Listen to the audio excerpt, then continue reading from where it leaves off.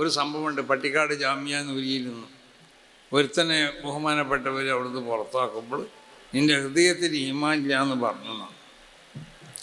അത് ഭക്ഷണം കഴിച്ച് വരുമ്പോൾ മൂപ്പരും കൂടെ ഉണ്ടായിരുന്നു, അവൻ്റെ കൂടെ, ആ പുറത്താക്കപ്പെടുന്നവൻ്റെ കൂടെ.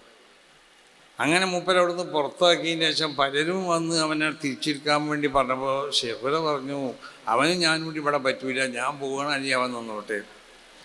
അപ്പം പിന്നെ അവൻ പോട്ടെ, ഷെഹുല അവിടെ നിൽക്കട്ടേതായി. പിന്നെ ഒരാഴ്ച കഴിഞ്ഞപ്പോൾ കോളേജിൻ്റെ മുന്നിൽ വന്ന് ഓനൊരു ക്രിസ്ത്യാനിയായി കൊണ്ടിട്ട് സുവിശേഷ പ്രസംഗം നടത്തുന്നത് ഷെഹുലാനോട് വന്ന് പറഞ്ഞപ്പോൾ ഷെഹുല പറഞ്ഞത് എന്നോടത് പറയേണ്ട ആവശ്യമില്ല എന്നാണ്. അതാ അന്ന് സംശയമുള്ളവരോടൊക്കെ പറഞ്ഞോളി. അതാണ് ഷെയ്ഖുൽ ശംസുലുലമായ ഖദ്ദസല്ല. മനസ്സിലായി? അവൻ്റെ ദിവസങ്ങൾക്ക് മുമ്പ് അവൻ്റെ ഹൃദയത്തിലേക്ക് നോക്കി അവൻ്റെ ഹൃദയത്തിൽ ഈമാനില്ല എന്ന് ഷെയ്ഖുലാക്ക് പറയാൻ കഴിഞ്ഞു. അത് ഞാൻ പറയല്ല, അതിന് സാക്ഷിയായ ആളാണ് മഹാൻ ഈ മൊയ്തീൻ കുട്ടി മുസ്ലിയാർ അടക്കമുള്ള അവരെ കൂടെയുള്ള 2-3 ആളുകളുടെ അതിന് സാക്ഷിയാണ്.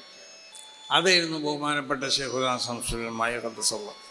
അപ്പോൾ മഹാനാവും വലിയ ഒരു ആലിമീങ്ങളുടെ കൂടത്തിൽ വെച്ച് നമുക്ക് എപ്പോഴും അഭിമാനിക്കപ്പെടാം. ഞാൻ തമാശയായിട്ടല്ലെങ്കിൽ കാര്യത്തിൽ തന്നെയാണ് പറയൽ. ഇമാം ഷാഫി ജനിച്ച കാലഘട്ടത്തിലോ അല്ലെങ്കിൽ ഇമാം മാലിക് തങ്ങളുടെ കാലഘട്ടത്തിലോ അല്ലെങ്കിൽ അബൂ ഹനീഫ ഇമാമിൻ്റെ അഹ്മദ് ബിൻ അങ്ങനത്തെ മുജ്തഹിദീങ്ങളാവുന്ന അയിമ്മത്തിൻ്റെ കാലഘട്ടത്തിലാണ് ജനിച്ചിരിക്കണമെന്നുണ്ടെങ്കിൽ ലസ്തഖല്ലബി മദ്ഹബിൻ മദ്ഹബിഹിം, അവരെ മദ്ഹബ് പോലത്തെ ഒരു മദ്ഹബും അവർക്ക് ഉണ്ടാകും.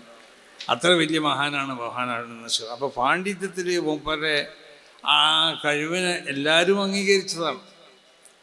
അത് അംഗീകരിക്കാത്ത ഒരു വ്യക്തി ഇവിടെ ഈ കേരളത്തിൽ നിന്നല്ല, അവരുമായി ബന്ധപ്പെട്ടാൽ എല്ലാവരും അവരെ ആ പാണ്ഡിത്യത്തിനെ അംഗീകരിക്കുക തന്നെ ചെയ്യും.